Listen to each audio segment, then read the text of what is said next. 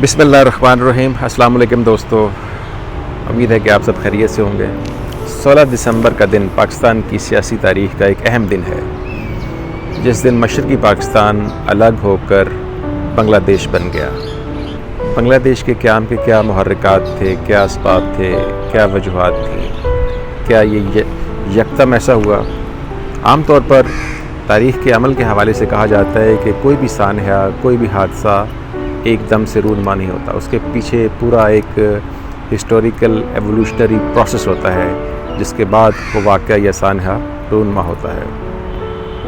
इसीलिए कुछ लोगों का ख़्याल है कि बांग्लादेश के क़याम के लिए बुनियादों की खुदाई का काम क़याम पाकिस्तान के साथ ही शुरू हो गया था, और अपनी इस बात को साबित करने के लिए वो कई दलाइल देते हैं। मिसाल के तौर पर ज़ुबान का मसला।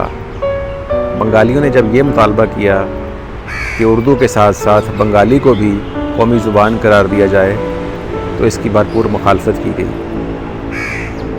हालांकि मशरक़ी पाकिस्तान में उर्दू जानने वाले सिर्फ़ 1% थे, लेकिन हमने नहीं माना। अगरचे बाद में जाकर बंगाली को भी कौमी ज़ुबान का स्टेटस मिल गया। इसी तरह जब आइन बनने जा रहा था और इस आइन में गैर मामूली ताख़ीर हुई, और उस ताख़ीर की एक वजह ये थी कि बंगालियों को क्या रिप्रेजेंटेशन दी जाए। बुनियादी असूलों की कमेटी की रिपोर्ट आई, उसे मुस्तरद किया गया, उस पर बंगालियों ने रद्द-ए-अमल ज़ाहिर किया। फिर 1954 के इंतख़ाबात देख लें, जो कि एक रिफ्लेक्शन थी बंगाली माइंड सेट की और बंगाली मूड की। 1954 के इंतख़ाबात में यूनाइटेड फ्रंट ने बहुत बड़ी कामयाबी हासिल की, और मुस्लिम लीग, जो कि पाकिस्तान की खालिक जमात थी, वो बुरी तरह से नाकाम हो गई। इन इलेक्शन के नताइज ने भी हमारी पॉलिटिकल एलीट को समझने पर मजबूर ना किया कि बंगालियों का माइंडसेट क्या है और वो क्या चाहते हैं। 1956 का आइन बन गया, जैसा तैसा भी था बन गया, लेकिन 2 साल के बाद इस आइन को भी ख़त्म कर दिया गया, और अयूब ख़ान ने जस्टिस शहाबुद्दीन की क़यादत में एक कॉन्स्टिट्यूशन कमीशन तश्कील दिया, जिसने अपनी रिपोर्ट पेश की। उस रिपोर्ट को भी मुस्तरद कर दिया गया, और बाद में जो 1962 का आइन बना, उस रिपोर्ट से यकसर मुख्तलिफ था। 1970 के इंतख़ाबात हमारे सामने हैं, उन इंतख़ाबात के नताइज हमारे सामने हैं।